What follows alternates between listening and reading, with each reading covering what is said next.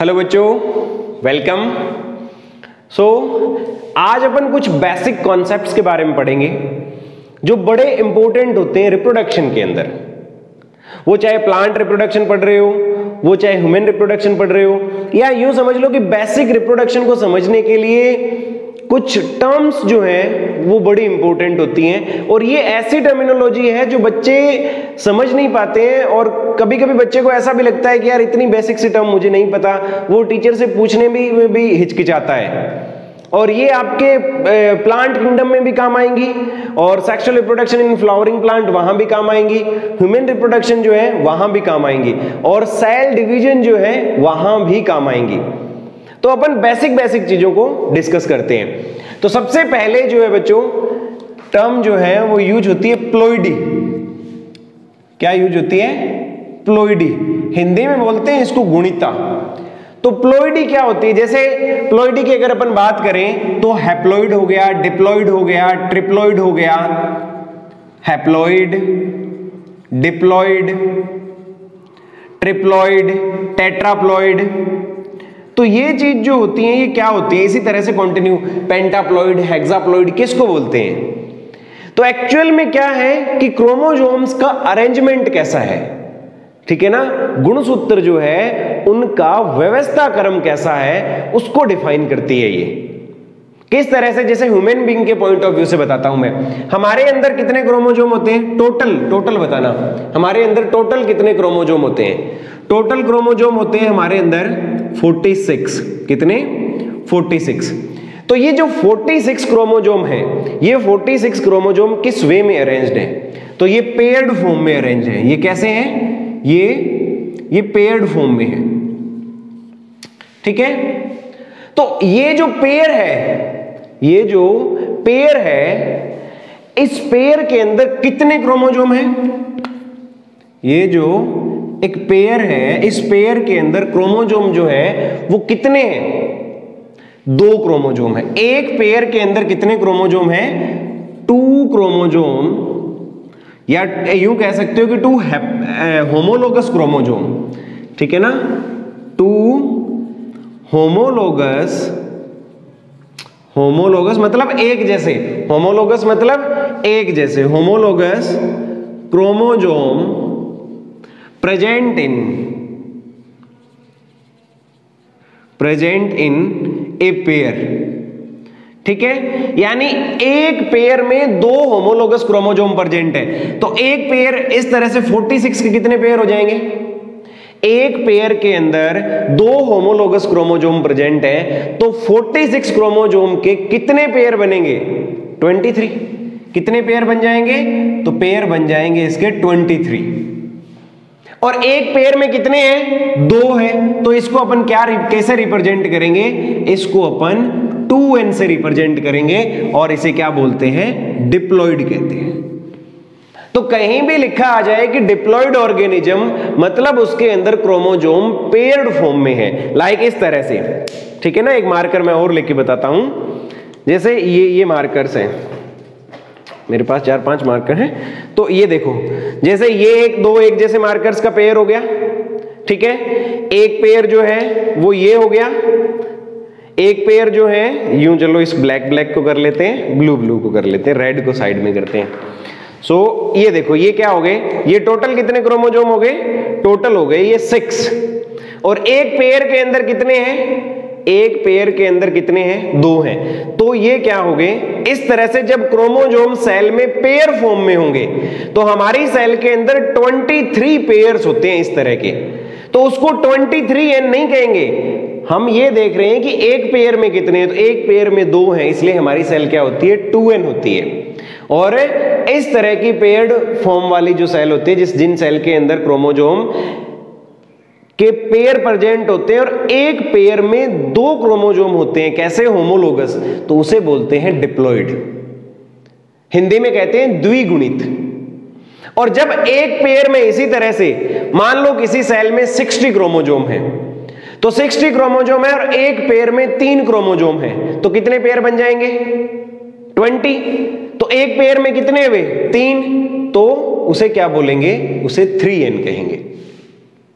इसी तरह से एक पेयर में 4 क्रोमोजोम है, ये 3 वाला हो गया, ये 3n हो गई। इसी तरह से 4 के पेयर प्रेजेंट है। मान लो किसी सेल में 80 क्रोमोजोम है, तो 80 क्रोमोजोम के 4 के कितने पेयर होंगे? 20, तो उसे क्या बोलेंगे? 4n tetraploid.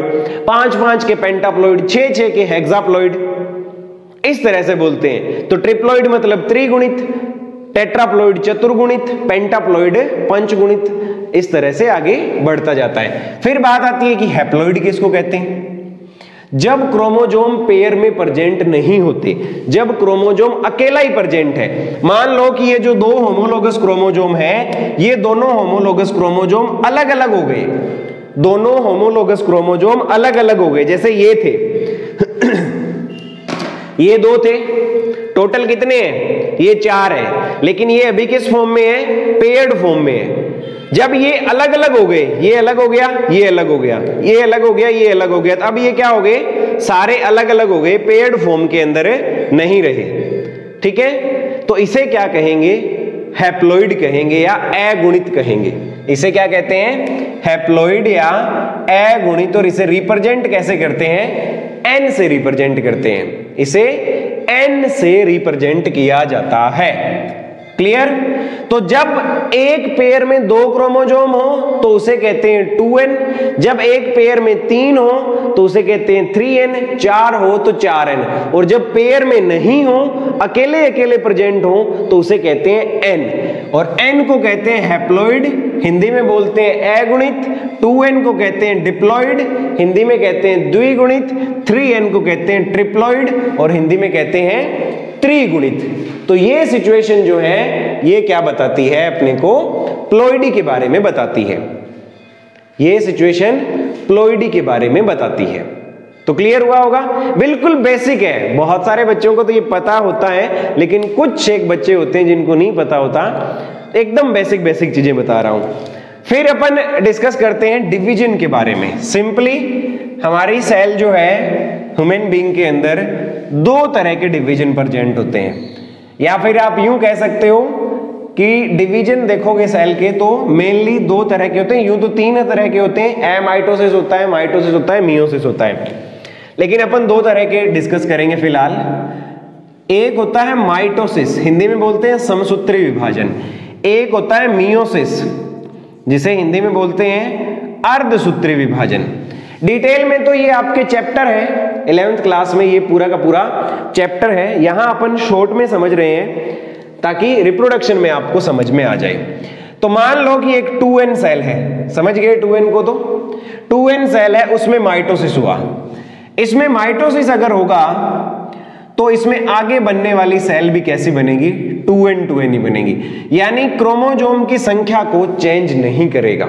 जैसा पेरेंट सेल के अंदर है वैसा ही डॉटर सेल में होगा।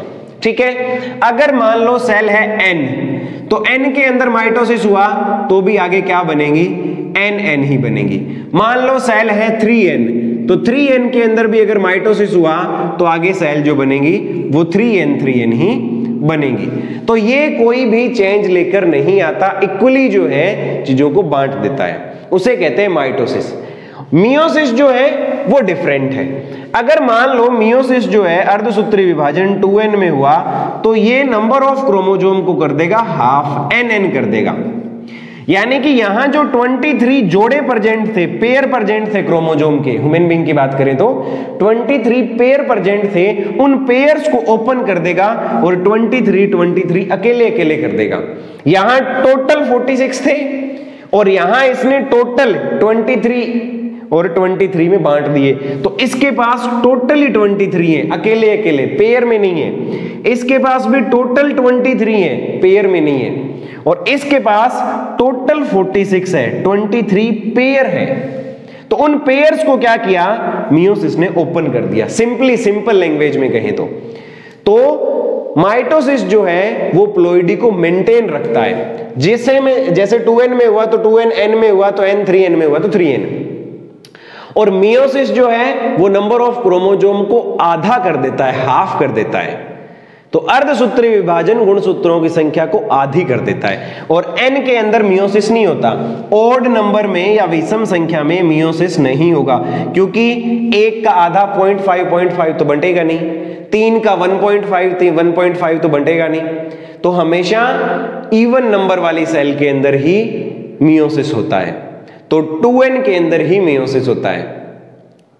तो ये बेसिक कॉन्सेप्ट है। तो माइटोसिस नंबर ऑफ क्रोमोसोम को मेंटेन रखता है, मियोसिस जो होता है वो नंबर ऑफ क्रोमोसोम को हाफ कर देता है।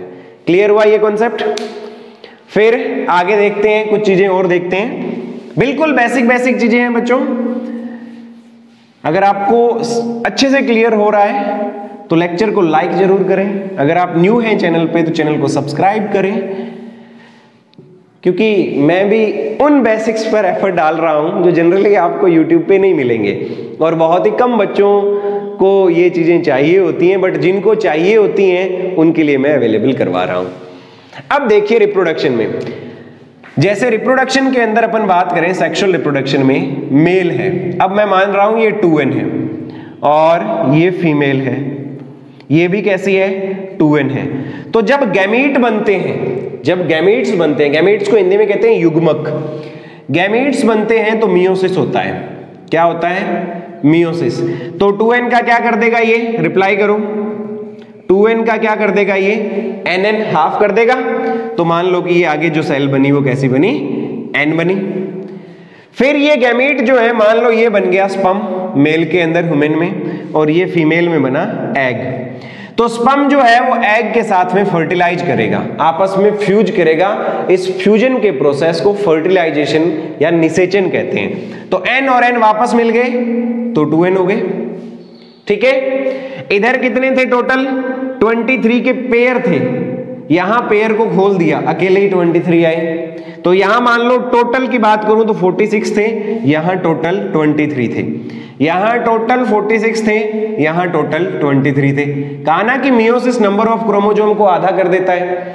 फिर से आपस में फ्यूज हुए तो 23 कितने हो गए, 46, वो वापस से पेयर बन गए, यहां फिर से 23 पेयर हो गए, तो फिर से 2n हो गया ना। ठीक है, तो इस प्रोसेस को, ये जो स्ट्रक्चर बनी इसे कहते हैं जाइगोट, हिंदी में बोलते हैं युग्मनज, और ये जो होते हैं ये होते हैं गैमीट्स, हिंदी में कहते हैं युग्मक।